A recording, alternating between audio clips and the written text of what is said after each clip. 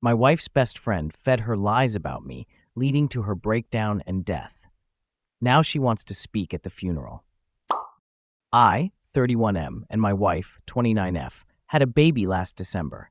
It was a traumatic birth, and my wife developed postpartum depression. While she was originally planning to go back to work after the birth, she's been struggling enough that we decided to wait until our daughter was a year old and reassess. She has been going to therapy weekly. With my wife home full-time, I've had to work increased hours. This is something we discussed prior to making this decision, and she knew this from the start.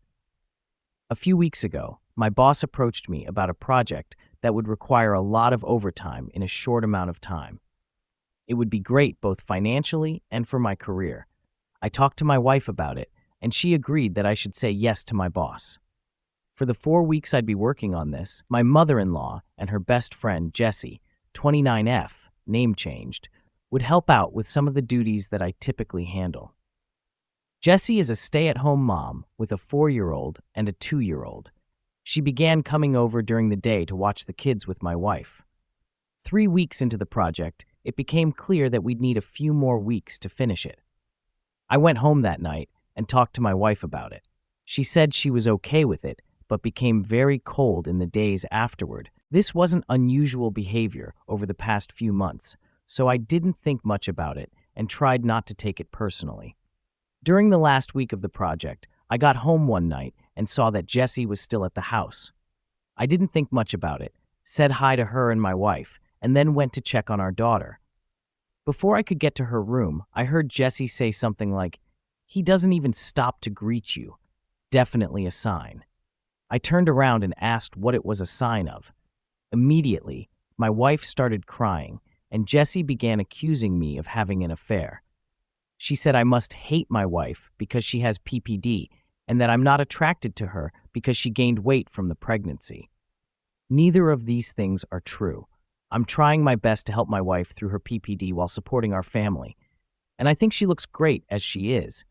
She just hasn't wanted to have sex, and I haven't pushed her. Jessie then demanded to see my phone. I told her no. She said that was a sign of guilt.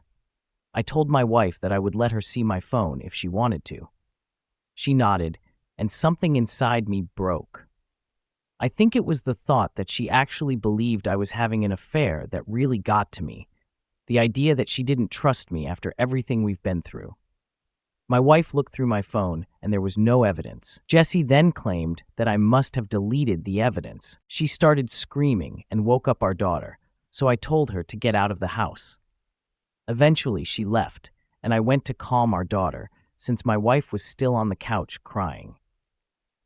When my daughter was asleep again, I sat down with my wife and tried to talk to her about what had been happening.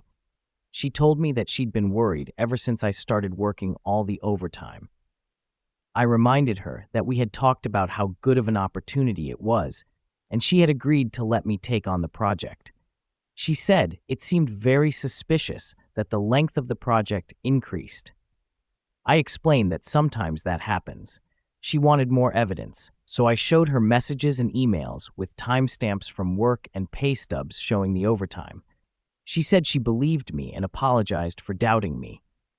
She explained that Jessie had been telling her that these were all signs that I was cheating. I asked her why she believed Jessie more than me and why she didn't come to me with her concerns. She didn't have a real answer. It's been a couple of weeks since the project ended. I've actually scaled back and am trying to work less than I was before the project so I can spend more time with my wife and daughter. But I feel so burnt out trying to do everything, and I'm becoming resentful because, in the back of my mind, I know my wife doesn't trust me. I keep asking myself, what happens the next time I have a project? Or I have to run errands one day? Or if I go on a business trip? Am I going to come back every time to accusations that I'm cheating?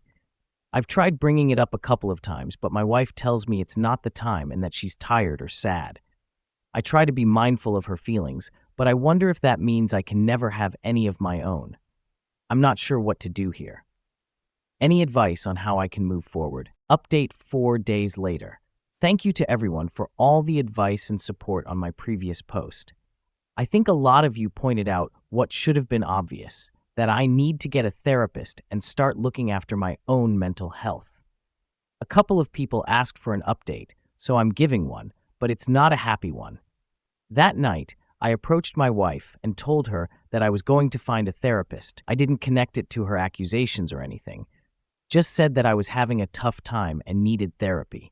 She shrugged and told me to do whatever.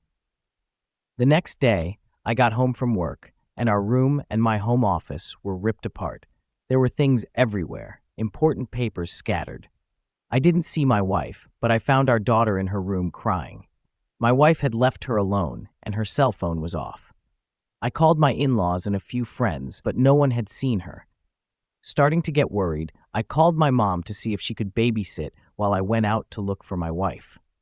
Before my mom could get to the house, my wife came back. Jessie was driving her. Jessie didn't come inside. She hasn't been back in the house since I kicked her out, claiming she was offended by my behavior, but my wife did. She was clearly upset and had been crying. I asked her what happened. At first, I thought the house might have been robbed. She started screaming at me, saying I was being unfaithful and that the therapy was a front so I could meet my mistress. I tried to calm her down and told her that wasn't true, but she came at me and hit me. My nose is broken. She seemed to realize what she had done and sat down on the couch, staring blankly at the wall.